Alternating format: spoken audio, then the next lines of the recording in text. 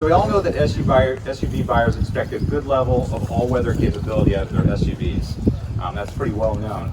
But what a lot of us don't know is that only about 50% of compact SUV buyers actually opt and pay for all-wheel drive. Well, why is that? Well, there are three major reasons. The first is cost, second, weight, and third, complexity.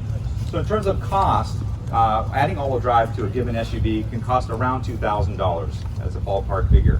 In terms of weight, it can add up to a couple hundred pounds to the vehicle. Of course, that affects fuel efficiency, that affects acceleration, braking, handling, everything about the vehicle. All of its dynamics are affected negatively by that extra weight. And in terms of complexity, it affects a lot of things. Of course, you have to have more configurations. You have to build more configurations at the plant. You have to stock those at the ports and dealerships. That's a lot of complexity. Affects the entire supply chain. But you also need to develop the vehicle in many cases for the extra requirements of all-wheel drive. That might mean more space for the transmission tunnel. That takes up some of the interior space. And of course, if you're not getting all-wheel drive, you suffer that detriment as well. So the wheel hubs might have to be reinforced to a higher level, a higher spec standard. So these are costs and complexities that, say, a non-all-wheel drive buyer might not want to pay for or experience. So you may have noticed that with the Venue, we're not going to offer all-wheel drive. All-wheel drive is not available. But we know our buyers still want to get where they want to go when they want to get there. So with Venue, the urban entrepreneur expects these capabilities, and what we've added is a 3-mode traction control system. This traction control system has a normal mode. It has a sport mode, which many of you will be familiar with. This is basically a higher RPM effective shift points. It has a sharper throttle response and more of a sporty steering feel to it.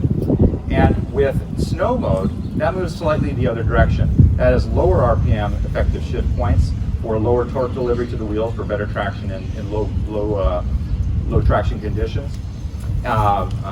Slightly reduced throttle sensitivity for better control of your torque, and a normal steering feel. So that's snow mode. Now, snow has a unique mu. This is an engineering term for coefficient of friction. We all think of snow as being very slippery, of course, but it actually has its own unique characteristic of friction that allows the vehicle to get moving. Otherwise, you wouldn't be able to get moving in snow.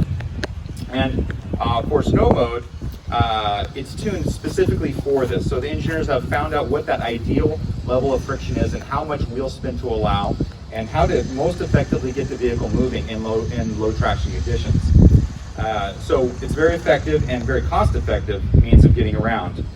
Now, looking around here this morning in Miami, we're a little thin on snow, but you're in luck because I did pack these frictionless rollers in my suitcase, and we brought them out here for a nice demo for you, and that's what I'm going to do for you now.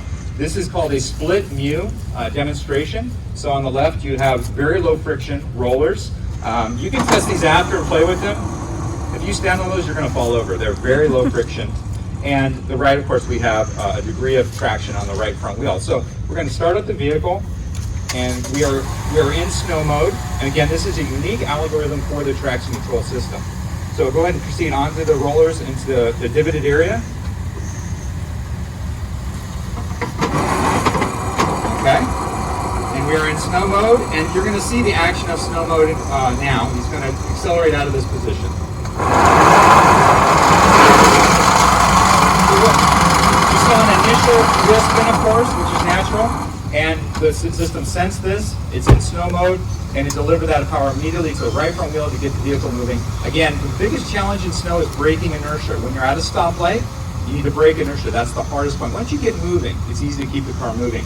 But braking inertia is key, and that's what this is exactly, is getting the vehicle moving from a standstill in low traction conditions. So if you have any further questions about snow mode, we can demo and or answer questions. But again, it's a way to really meet the needs of the target buyer without adding too much cost, complexity, or weight to the vehicle. So we think it'll be a great fit for this target buyer.